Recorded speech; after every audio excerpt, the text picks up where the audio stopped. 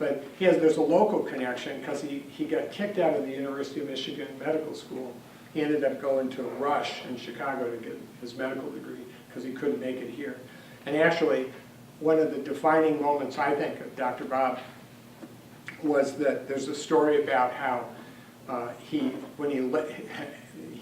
his father got a phone call from his fraternity brothers saying, please come get your son because he's drinking too much.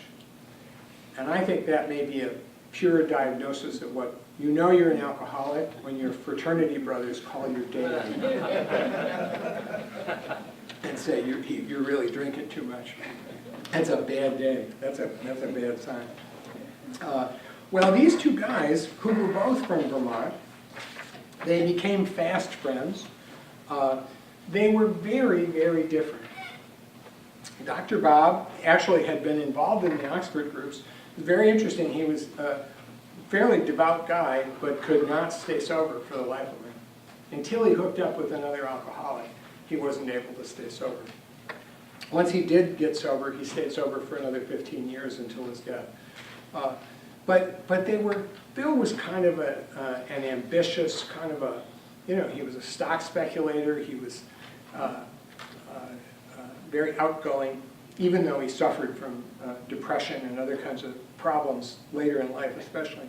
But Dr. Bob was a small town man. He was a small town doctor, and he had a very, very humble approach to life.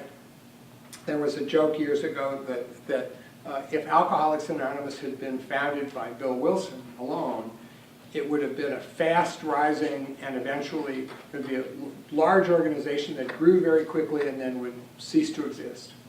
And if it had just been started by Dr. Bob, it'd be a vital spiritual movement in about an 8-block radius in Akron, Ohio. That's how different those two men were. So they needed each other. And they contributed to one another. And I think Dr. Bob served as a kind of a governor for Bill Wilson. He was able to keep Bill Wilson focused. He died in 1950. So I say he was 15 years sober.